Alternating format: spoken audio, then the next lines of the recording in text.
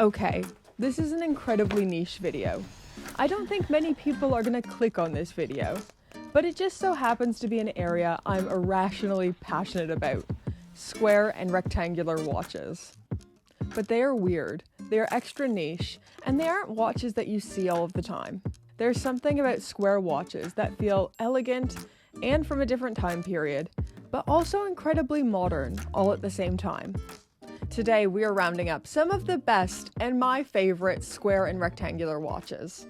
We're going to be looking at Cartier, JLC, Tag Heuer, Nomos, and absolutely, definitely not Apple Watch.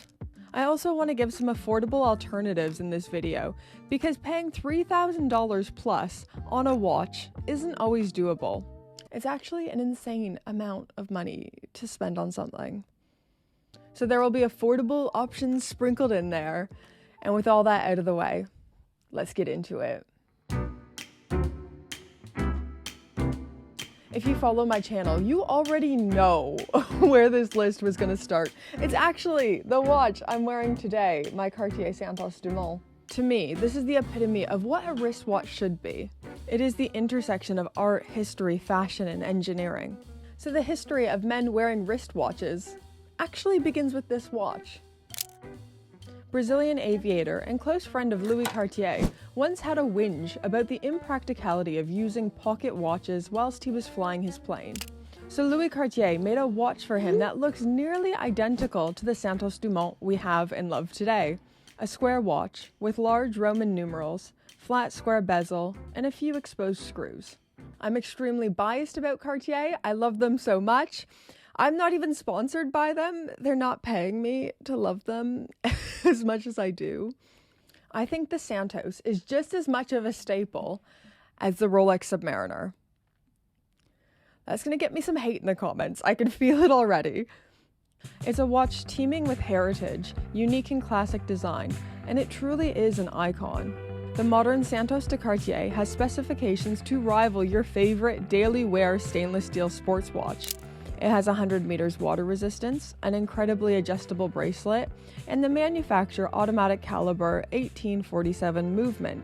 Some people think it's too dressy to be considered a sports watch. I completely disagree. I think on the bracelet it's very sporty and comes with a leather strap to change out for a more dressy vibe. It's a top tier, go anywhere, do anything kind of watch that is actually available.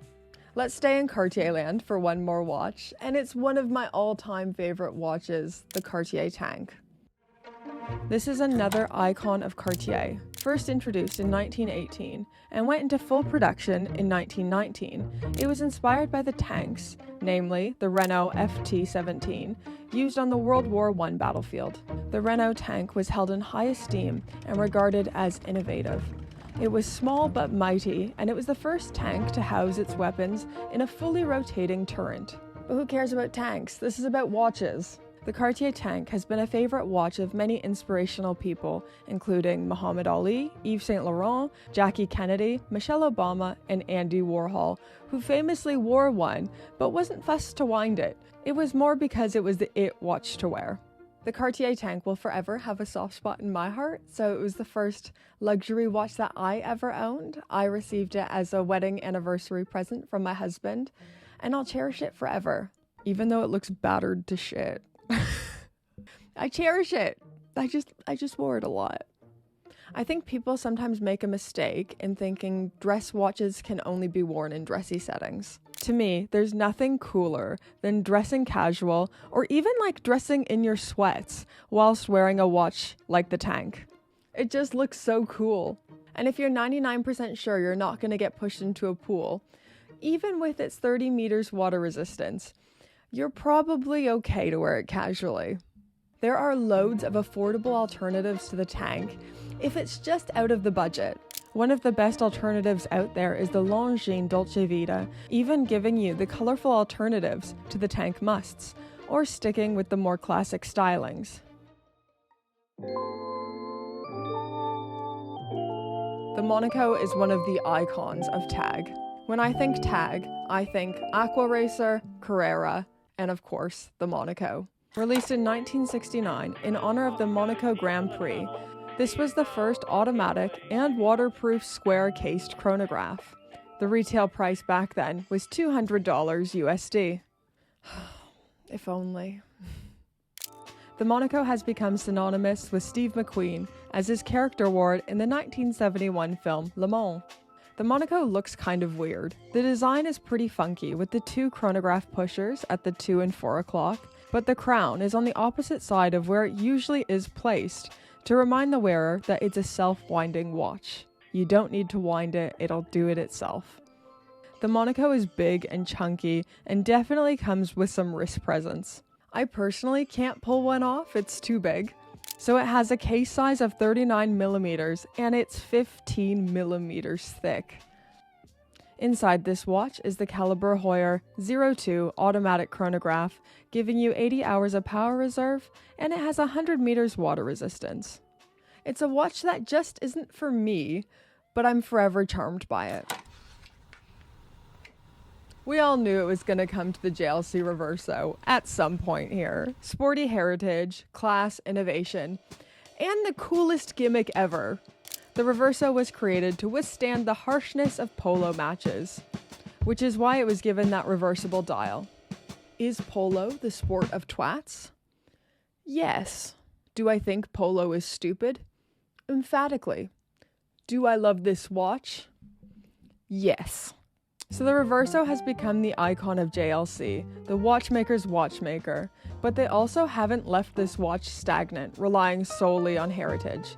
They've continued to innovate within this line, adding things like the duo face, and even unattainable high horology watches like the Hybrid Mechanica, with 4 faces and 11 complications. If you aren't completely charmed over by the Reverso, you don't have a heart. And if you don't respect JLC's place within watchmaking, then you don't have a brain. Now moving into Nomos land, such a cool watch brand, and this is one of the most distinct watches, the Tetra. I just think these are so cool and so funky. I truly can't think of another watch brand that delivers fully designed and created in-house caliber movements at a more reasonable price point than Nomos. Also, I don't know if it's Nomos or Nomos, so I'll be flip-flopping between the two. So Nomos Glashütte is a German watch company that was founded 2 months after the fall of the Berlin Wall, and the Tetra is one of the 4 original models released in 1992. Super Bauhaus, super funky, the Tetra is available in a few different sizes. If it was me and my money, I'd personally get the 27mm hand wound, but there really is something for everyone.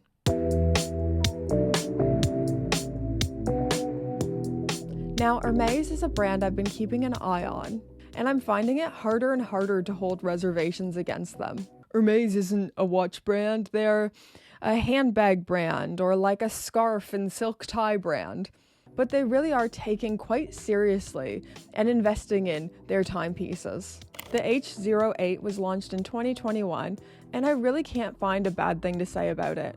I love the overall design, titanium case, the kind of weird numerals on the dial with the orange accents, cushion case, and inside this watch is the Hermes manufacture movement H1837, giving you 50 hours of power reserve. Unusual, offbeat, sporty. I love it. You might be able to make the argument that it's not strictly a square watch, but I'm keeping it on here. Our final watch is just too delicious and too cheeky to not put on here. It is the Moser Apple Watch. And I mean, look at this thing. It just couldn't possibly be more Moser. Funny, irreverent, unnecessary, but also insanely well done and high quality. Now, no one watching this video is probably going to be able to get this watch. It's sold out and price available upon request, which always bodes well. The Vanta black dial is just like a black hole of a dial. The small seconds is like the Apple loading kind of icon. And inside this watch is the caliber HMC 324 movement, giving you an insane 96 hours of power reserve. I think you could call this a dress watch, I'm not really sure, but it only offers you 30 meters of water resistance, which sadly Apple can beat now. But this watch is just so funny and playful, and it just makes me happy. For another watch that kind of looks a bit smartwatch-ish, but is still a mechanical timepiece, is the Rado True Square Tejkahuan. Sorry for the pronunciation already, I know. But this watch is so joyful and fun, and still an automatic movement with 50 hours of power reserve. But anyways, guys, as always, these are just some of my thoughts. I'd love to hear some of yours. What are your favorite square and rectangular watches? I'm just realizing now I forgot to add in the Longa Cabaret. I hate myself. We'll have to do a part 2. It's unacceptable that watch isn't on here. Okay, we'll have to do a part 2. Let me know some of your favorites in those comments down below.